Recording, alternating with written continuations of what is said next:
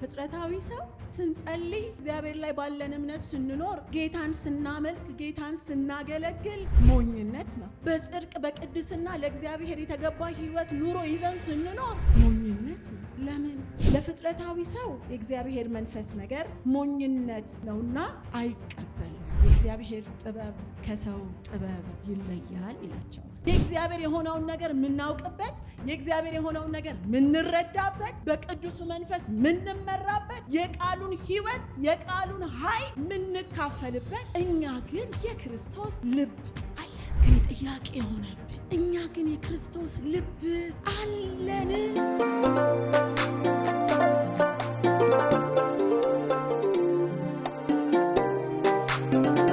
የእግዚአብሔርን ቃል አንደኛ ቆሮንቶስ ላይ እናወጣለን። ደግሞ ጌታ ሕያው በሆነው ቃሉ ደግሞ ሕይወታችንን ይነካል። የጌታ ስም ይባረክ። አንደኛ ቆሮንቶስ ምዕራፍ 2 ቁጥር 16 ላይ ያለውን ቃል አንብቤ በዛ ውስጥ ጌታ የመከረኝን ደግሞ ለእናንተም አካፍላለሁ። ምዕራፍ 2 ቁጥር 16 ላይ እንደዚህ ይላል፣ እንዲያስተምረው የጌታን ልብ ማን አውቆት ነው? እኛ ግን የክርስቶስ ልብ አለን ይላል። ኢየሱስ ጌታ ነው። እንዲያስተምረው የጌታን ልብ ማን አውቆት ነው? እኛ ግን የክርስቶስ ልብ አለን ይላል። እንግዲህ ሐዋርያው ጳውሎስ ይህንን የቆሮንቶስ መልእክት የጻፈው በቆሮንቶስ ላለች ቤተክርስቲያን፣ በዚያ ላሉ አማኞች፣ በዚያ ላሉ ቅዱሳን ከሰማቸው ከደረሰው ነገሮች እና እሱ ደግሞ በዛች ቤተክርስቲያን ላይ ሊሰራ የወደደውን ነገር በማሰብ በኤፌሶን ሆኖ የጻፈላቸው እንደሆነ ከብዙ ጽሑፎች ላይ ይሄንን ማግኘት እንችላለን። እነዚህ የቆሮንቶስ ሰዎች በጣም በሰው ጥበብ ይታመኑ የነበሩ፣ በንግግር ፍልስፍና፣ በቃል ጥበብ ዋው የሚሉ በጣም በዚህ ነገር ልባቸው የተያዘ፣ በመካከላቸው መከፋፈል መለያየት እስከሚሆን ድረስ እኔ አጵሎስ ነኝ እኔ ጳውሎስ ነኝ እያሉ መከፋፈልና መለያየት ደግሞ በመካከላቸው የነበረ፣ ከእግዚአብሔር ጥበብ ይልቅ ሰውኛ በሆነው ጥበብ ተጠምደው የነበሩ፣ ያ የእግዚአብሔር ጥበብ የሆነውን ግን ደግሞ ለፍጥረታዊው ሰው ለዓለማዊው ሰው ደግሞ ሞኝ ነገር የሆነውን ነገር መቀበል የረሱና አንዳንዶች ምልክትን ደግሞ ሌሎቹ ጥበብን የሚሹ የሚፈልጉ ሰዎች የነበሩበት ስፍራ ነው። ሐዋርያው ጳውሎስ በዛ ውስጥ አይደለም ይላቸዋል። የእግዚአብሔር ጥበብ በሰው ጥበብ በፍጥረታዊ በሆነ መረዳት ፍልስፍና፣ በጣም በሆነ ቋንቋና ትርክት የእናንተን ልብ በመያዝ በሱ ውስጥ አይደለም የእግዚአብሔር ጥበብ። እኔም ደግሞ ይላቸዋል በቃልና በጥበብ ብልጫ ወደ እናንተ አልመጣሁም፣ ወደ እናንተ የመጣሁት ክርስቶስንና መስቀሉን ለመስበክ ነው ይላቸዋል። ኢየሱስ ክርስቶስ ጌታ ነው። ስለዚህ ተከፋፍለው ያሉ ልባቸው ዓለማዊ በሆነ ጥበብ ወይም ደግሞ ፍጥረታዊ በሆነ ማንነት ተይዞ እየተሸነፈ ላለ ወገን መመለስ እንዲሆን፣ መመለስ ሞኝነት ወደሚመስለው፣ መመለስ የእግዚአብሔር ጥበብ ወደ ሆነው፣ መመለስ ከንቱ ከሆነ ፍልስፍና፣ ከቁልምጫ የሆነ ንግግር፣ ከክርክር፣ ከመለያየት ወደ እግዚአብሔር ሐሳብ መመለስ እንዲሆንላቸው የጻፈላቸው ነው። በዚህ ውስጥ ይነግራቸዋል የእግዚአብሔር ጥበብ ከሰው ጥበብ ይለያል ይላቸዋል። እንደገና መንፈስ ቅዱስ ነው ደግሞ ያንን የእግዚአብሔርን ጥበብ ሊገልጥ፣ ሊያስተምር፣ ሊያስረዳ የሚችለው። ስለዚህ በቃል ብልጫና በሆነ ንግግር አትታለሉ እያለ ይነግራቸዋል። የሰው ጥበብ አለ፣ ግን የበለጠ አለ። የእግዚአብሔር ጥበብ የበለጠ አለ። መንፈስ ቅዱስ የሚገልጠው የበለጠ አለ። የተሰቀለው ክርስቶስ ኢየሱስ የበለጠው አለ የመስቀሉ ሥራ። አዎ በሞት የሚያድን እየሞተ ያዳነ አለ እያለ ያንን ያመለክታቸዋል። ኢየሱስ ክርስቶስ ጌታ ነው። ለነዚህ ሁሉ ነው እንግዲህ ወደ በኋላ ላይ ሄዶ ምዕራፍ 2 ቁጥር 14 ጀምሮ እንደዚህ ይላቸዋል። ለፍጥረታዊ ሰው የእግዚአብሔር መንፈስ ነገር ሞኝነት ነውና አይቀበለውም፣ በመንፈስም የሚመረመር ስለሆነ ሊያውቀው አይችልም። ታውቃላችሁ፣ ፍጥረታዊ ሰው ስንጸልይ ሞኝነት ነው። በእምነት እግዚአብሔር ላይ ባለን እምነት ስንኖር ሞኝነት ነው። ጌታን ስናመልክ ጌታን ስናገለግል ሞኝነት ነው። በጽድቅ በቅድስና ለእግዚአብሔር የተገባ ሕይወት ኑሮ ይዘን ስንኖር ሞኝነት ነው። ለምን? ለፍጥረታዊ ሰው የእግዚአብሔር የሆነ ነገር በፊቱ ሞኝነት ነው። ለምን ስንል በመንፈስ ቅዱስ ካልሆነ ሊረዱት አይችሉም። እዚህ ጋር የሚለን እሱን ነው። አይቀበለውም ካለ በኋላ በመንፈስም የሚመረመር ስለሆነ ሊያውቀው አይችልም። ከዛ ቀጥሎ መንፈሳዊ ሰው ግን ሁሉን ይመረምራል፣ ራሱ ግን በማንም አይመረመርም ካለ በኋላ በጣም ያስደንቀኛል። እዚህ ጋር ቃሉ እንዲያስተምረው የጌታን ልብ ማን አውቆት ነው ይላል። እስኪ ማን ነው እግዚአብሔርን ሊያስተምር የሚችል? ማን ነው የነበረ እግዚአብሔር ገና ፍጥረታት ብሎ ሲጀምር? ማን ነው እግዚአብሔርን የመራ? ማን ነው እግዚአብሔርን ይችን በዚህ በኩል አስተካክላት ብሎ ያነጋገረው ያወራው አቅጣጫ የሰጠው ማን ነው? ማን ነው ሊመራው? ማን ነው ሊያስተምረው የሚችለው እግዚአብሔርን? እርሱ ታላቅ ኃያል አምላክ ነው፣ የሁሉ በላይ የሁሉ ገዢ እውነተኛ ጌታ። ከዛ አይገርማችሁ እንዲያስተምረው የጌታን ልብ ማን አውቆት ነው ብሎ ወደዛ ካመለከተን በኋላ በጣም ትልቅ ነገር ይነግረናል። ማን አውቆት ነው እያለን እኛ ግን የክርስቶስ ልብ አለን። እስኪ እኔ ግን በሉ የክርስቶስ ልብ አለኝ። ማን ያውቀዋል? ማን ያስተምረዋል? ማን ይነግረዋል? ከሚል ነገር ያወጣና እኛ ግን አለ። ኢየሱስ ጌታ ነው። እኛ ግን የክርስቶስ ልብ አለን። የእግዚአብሔር የሆነውን ነገር የምናውቅበት፣ የእግዚአብሔር የሆነውን ነገር የምንረዳበት፣ በቅዱሱ መንፈስ የምንመራበት፣ የቃሉን ሕይወት የቃሉን ኃይል የምንካፈልበት እኛ ግን የክርስቶስ ልብ አለን። ሃሌሉያ። የዚህ ዓለም ጥበብ የለንም፣ ፍልስፍና የለንም። በጣም አብራርተን አደጋግፈን መናገር አንችል ይሆናል። ግን ለፍጥረታዊ ሰው የተሰወረ በብዙ ምርምርና ፍልስፍና ሊያዩትም ሊገልጡትም ሊደርሱበትም ማይችሉት የእግዚአብሔር የሆነውን ምስጢር መረዳት የምንችልበት፣ ማወቅ የምንችልበት፣ እግዚአብሔርን ማወቅ የምንችልበት፣ ፈቃዱን ማወቅ የምንችልበት ምን አለን? የክርስቶስ ልብ አለን። እስቲ ክብር አምጡ ለጌታ። ሃሌሉያ።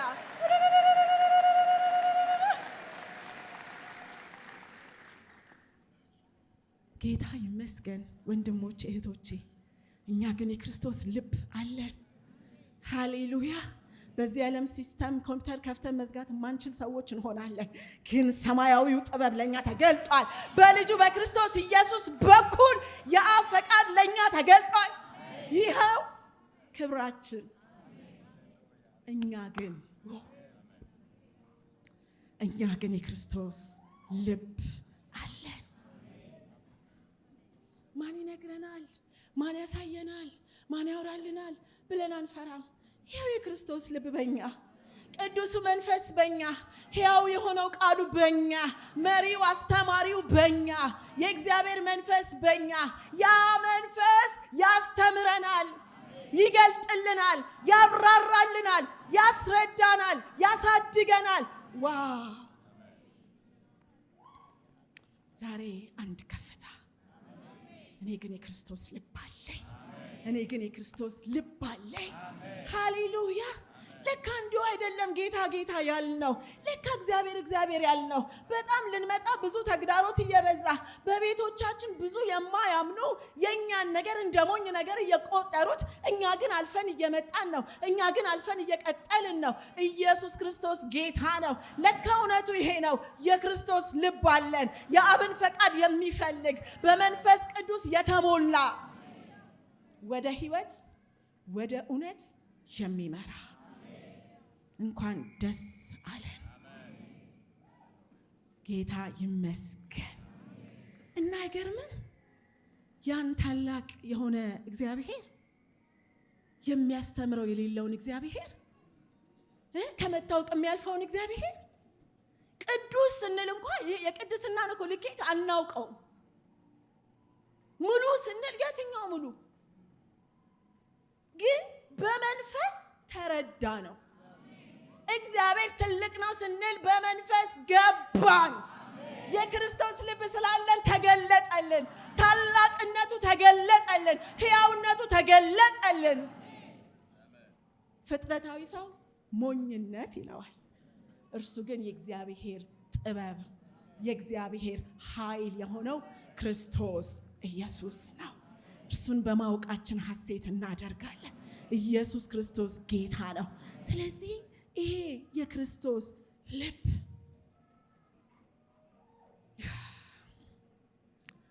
የክርስቶስ ልብ የራሱን ሳይሆን የሱን ይፈልጋል። የክርስቶስ ልብ ፈቃዱን ሳይሆን ፈቃድህን ላደርግ ይላል። የክርስቶስ ልብ በቂም በበቀል በቁጣ በቅናት ሳይሆን በብዙ ይቅርታ በብዙ ምሕረት በብዙ ትህትና። ይሄው ራሱ ምልክቱ ክርስቶስ ኢየሱስ ነው። አይሁዶች ለካ ምልክትን እያሉ፣ ግሪኮች አሕዛቦች ደግሞ ጥበብ እያሉ ታውቃላችሁ። ያ የተሰቀለው ክርስቶስ ኢየሱስ ደሙን አፈሰሰ፣ ስጋውን ቆረሰ፣ በክብር ደሙ ዋጀን፣ በደሙ ዋጋ ገዛን። ያ የሞተው በሞቱ አዳነን።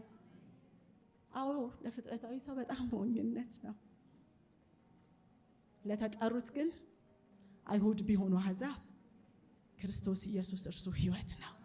ክርስቶስ ኢየሱስ እሱ አዳኝ ነው። ክርስቶስ ኢየሱስ እሱ ታዳጊ ነው። ሞቱን ስናስብ እኮ ፍቅሩን ነው የምናስበው።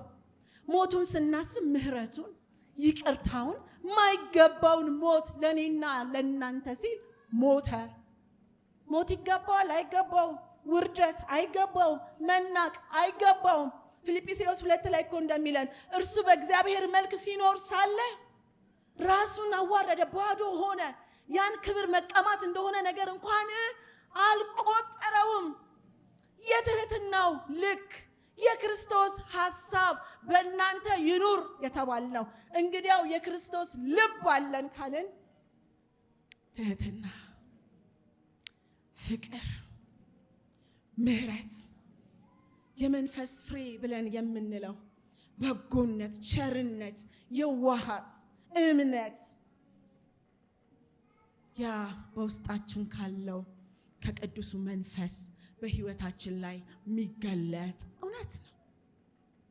የክርስቶስ ልብ ስላለን ነው በእግዚአብሔር ፍርሃት ምን ወጣው ምን ገባው። የክርስቶስ ልብ ስላለን ነው እግዚአብሔርን ለመታዘዝ እግዚአብሔር የሱን ፈቃድ ለማድረግ በጌታ ጸጋና መንፈስ ራሳችንን የምናስለምደው። የክርስቶስ ልብ ስላለን ነው። ያ የክርስቶስ ልብ የሆነ ሥጋ በደም ስር ያለ አይደለም። የኢየሱስ ሐሳብ፣ የኢየሱስ ፈቃድ፣ የክርስቶስ አመለካከት እርሱ በእኛ ምን ብሏል? ኖሯል።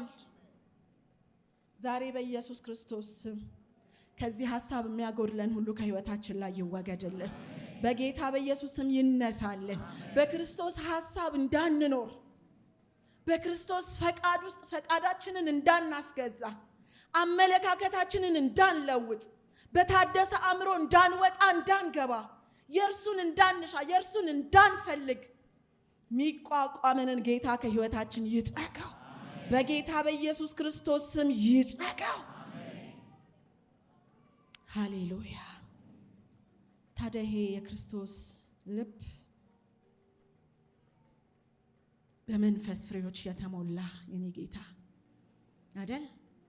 በነበረው ሰው ሆኖ በተመላለሰበት በዚህ ምድር ጉዞ ኢየሱስን ተመልከቱት። ንቀውታል፣ ገፍተውታል፣ ረግመውታል፣ አልተቀበሉትም፣ አዋርደውታል። ግን በዛ ሁሉ ጸንቶ አብን አክብሮታል፣ ፈቃዱን ፈጽሞታል፣ የመጣበትን ዓላማ ፈጽሞታል። ኢየሱስ ጌታ ነው። ያ የክርስቶስ ልብ መሃል ላይ መንገድ ላይ የሚቆም አይደለም። ተጀምሮ በመንገድ የሚቀር አይደለም። ለዛ እኮ ነው የጸናውን ኢየሱስን ምን በሉ ተመልከቱ። ለመፈጸም ኢየሱስን ተመልከቱ። በህይወት ለመኖር ኢየሱስን ተመልከቱ። ለአብ ደስታ ሆኖ ለመኖር ኢየሱስን ተመልከቱ። ያ የኢየሱስ ልብ ተካፋዮች ነን።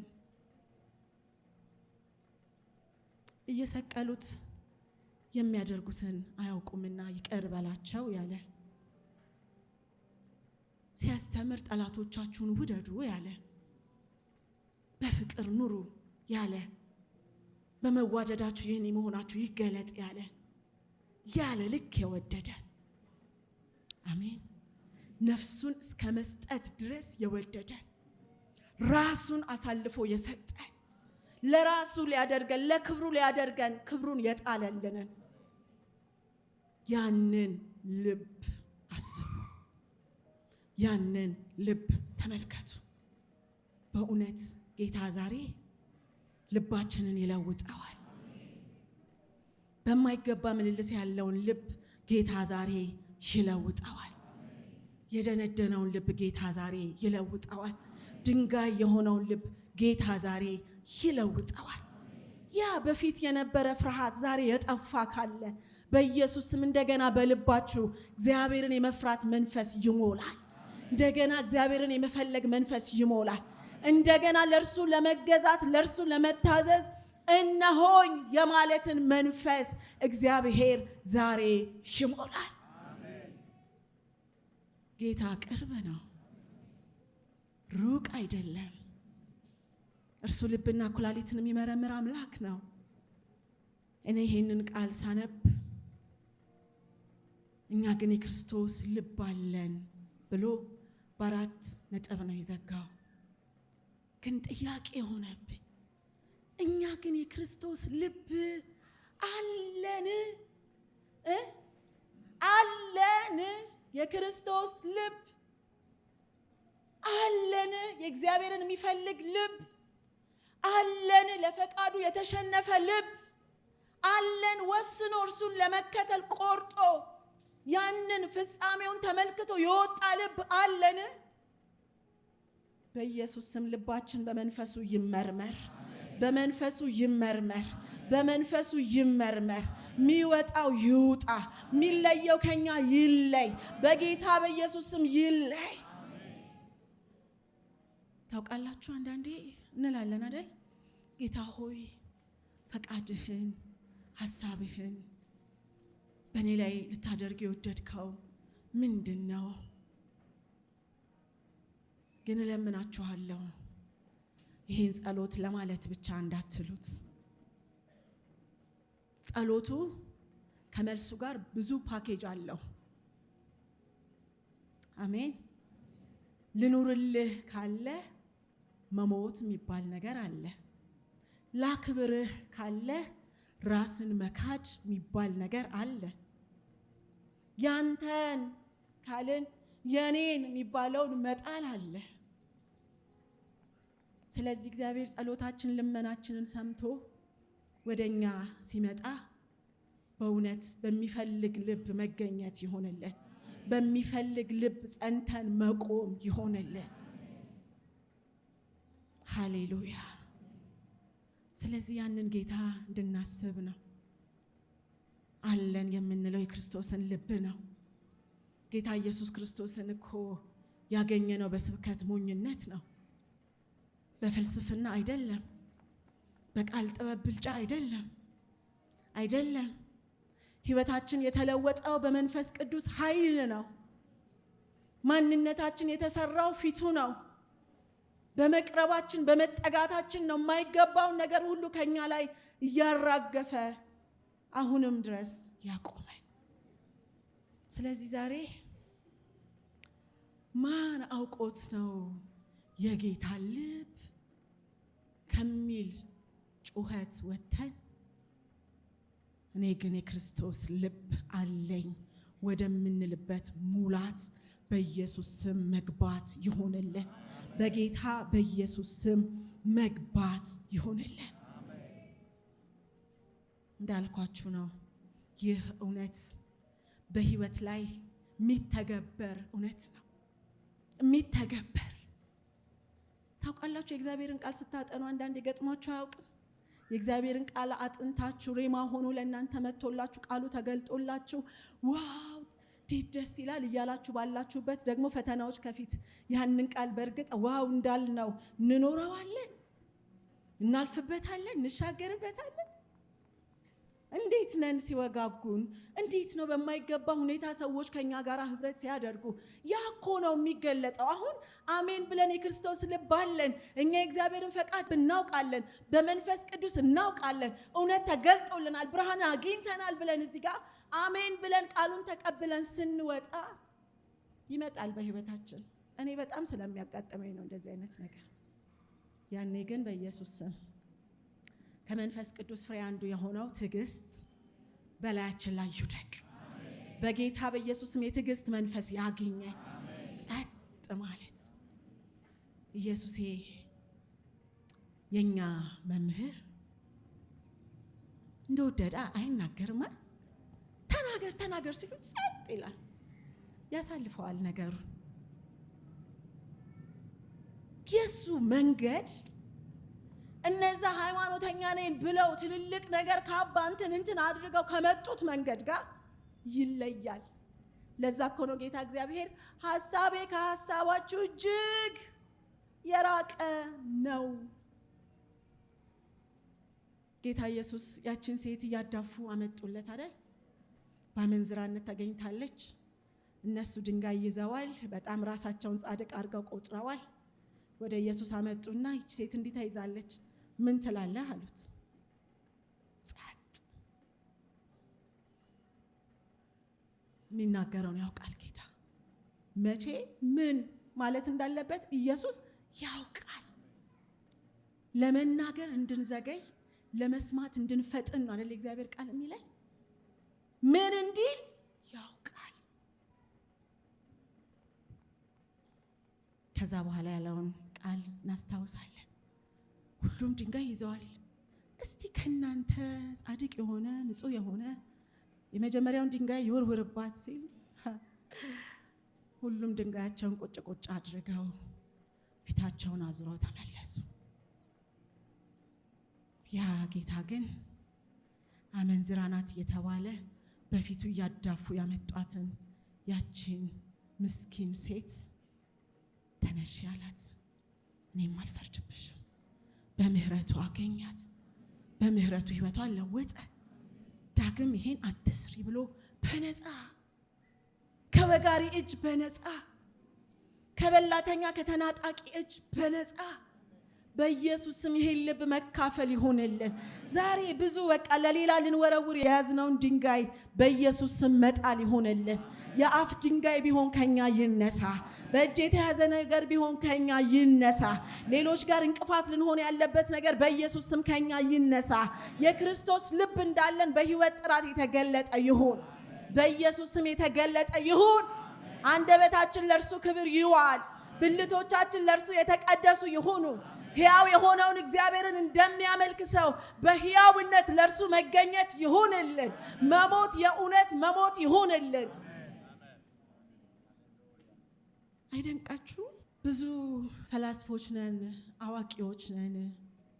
አሁንም በምድራችን በጣም በብዙ አንቱታ ከበሬታ በዚህ ምድር የሆነውን ትልልቅ ስፍራ አሉ የሚባሉ ሰዎች ይሄን ጌታ አላወቁት፣ የእግዚአብሔርን ልብ አላወቁት፣ ሊያውቁትም አይችሉ። እኛ የተናቀን የተተወን ምናምንቴዎች የነበርን ሞኝን ነገር እግዚአብሔር መረጠ። የእርሱን ታላቅነት ሊገልጥ እግዚአብሔር እንደኛ ያለውን ሞኝን ነገር መረጠ። እነዛ ሞኝ ነገሮች ናቸው ዛሬ የክርስቶስ ልብ ያላቸው። በኢየሱስ ስም ዛሬ የምንጸልየው ይህንን የክርስቶስ ኢየሱስን ልብ እንዳለን እንድናውቅ እንድንረዳ የክርስቶስን ልብ እንድናስብ የክርስቶስን ልብ እንድንመለከት እንድናይ አንድን ነገር ከመወሰናችን አንድን ነገር ከማድረጋችን በፊት ታውቃላችሁ ብዙ ጊዜ እንደምንባለው ክርስቶስ ኢየሱስ በእኔ ቦታ ቢሆን ምን ያደርግ ነበረ? አንዳንድ ውሳኔ ለመወሰን ይሄን አስባችሁ ታውቃላችሁ? በጣም ከባድ ነገር ቢያጋጥማችሁ በዛ ውስጥ ሆኖ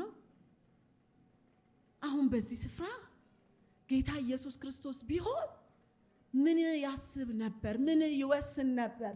ምን ይል ነበር? በኢየሱስ ስም ይሄን በማሰብ ተባረኩ። በጌታ በኢየሱስ ስም ተባረኩ። በጌታ በኢየሱስ ስም ተባረኩ። አዲስ አእምሮ፣ አዲስ ልብ፣ አዲስ ሕይወት ተሰጥቶናል። ጌታ ስሙ ይባረክ።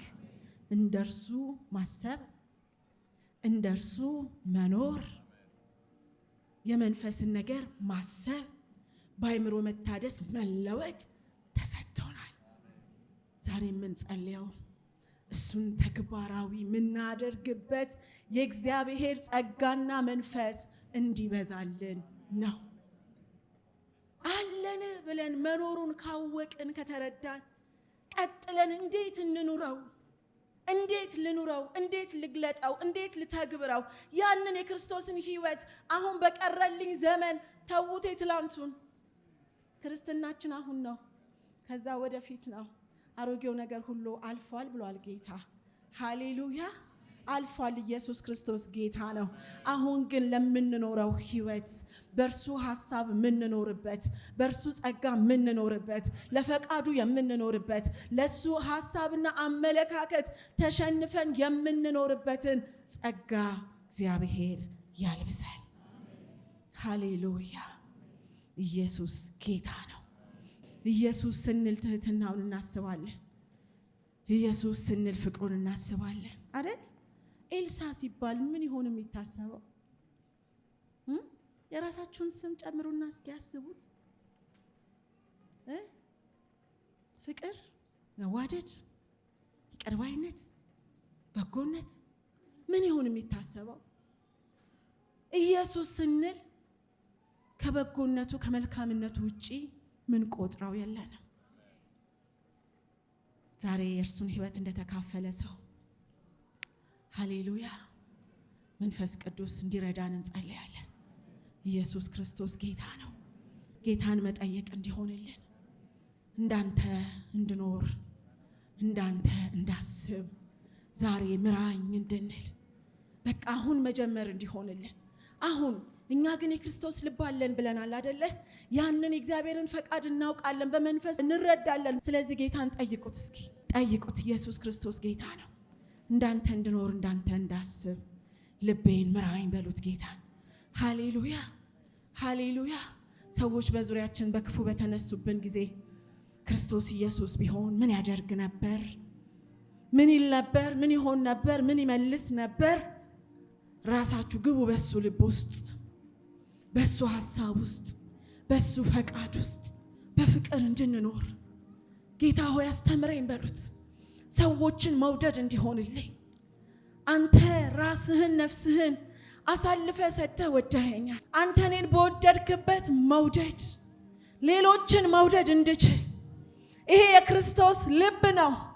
ሰውን መውደድ፣ መልካምን ማድረግ፣ መልካምን ቃል መናገር እንድችል ጀጋዳላ ብሮባዲያና ማዲክራ ለባሃዶስ ሪባሃዶ ያላብሩ ባሃዲጊያና ጋንዳ ጀጋንዶሎ ቦጂና ማዲራ ለባሃዶስ በህይወት የተገለጠ ምልልስ፣ በህይወት የተገለጠ ክርስትና፣ በህይወት የተገለጠ አዲስ ኑሮ፣ በህይወት የተገለጠ አዲስ አስተሳሰብ። ሃሌሉያ። የይቅርታ ልብ እንዲኖረን ኢየሱስ ጌታ ነው። ማለፍ እንድንችል፣ መታገስ እንድንችል፣ ቅንነት፣ እውነት በእኛ ዘንድ እንዲገኝ። አስቡት የክርስቶስን ልብ። እስኪ ኢየሱስ ስትሉ ምን ታስባላችሁ? በዛ እውነት ላይ ያንን መልበስ እንዲሆንላችሁ ጸልዩ። እኛ ግን የክርስቶስ ልብ አለን ካልን የአብን ፈቃድ፣ የእግዚአብሔርን ፈቃድ፣ የጌታን ትህትና፣ የጌታን እውነት፣ የጌታን ፍቅር፣ የጌታን እኛን መውደዱን፣ እርስ በርስ ተዋደዱ ያለበትን ጌታ እኮ በዛ በውጪ ለተጣለው ነው የሞተው። በዚህ በጎናችን ላለው ነው የሞተው። እርሱ ነፍሱን አሳልፎ እስከ መስጠት ድረስ ወንድሜን ወዷል፣ እህቴን ወዷል፣ ዓለምን ወዷል። አስቡ። ፈውስ ይሆንልናል። በእውነት ፈውስ ይሆንልናል። በእውነት ፈውስ ይሆንልናል። ለቤቶቻችን የተመቸ ማንነት ይሆንልናል። ለትዳር አጋሮቻችን የተመቸ ማንነት፣ በቤተ ክርስቲያን በወንድሞች ህብረት መካከል የተመቸ ልብ፣ ለጌታ ፈቃድ የተመቸ ልብ፣ የራስን የማይፈልግ ልብ፣ ለሌላው የሚቆረስ ልብ፣ ለሌላ የሚኖር ልብ፣ በምድር ጥበብ የተያዘ ዛሬ ነፃ እንዲወጣ በጌታ በኢየሱስ ስም ነፃ እንዲወጣ እግዚአብሔር ሆይ ያንተን ልብ ማወቅ እንዲሆን፣ ያንተን ልብ መረዳት እንዲሆን፣ ከንቱ ከሆነ ፍልስፍና በኢየሱስ ክርስቶስ ስም ስልጣን እያንዳንዳችን ዛሬ ነፃ እንድንወጣ፣ ህይወት በእርግጥ ማርኮን እንገኝ። አንተን ለመምሰል ራሳችንን እናስለምድ። እለት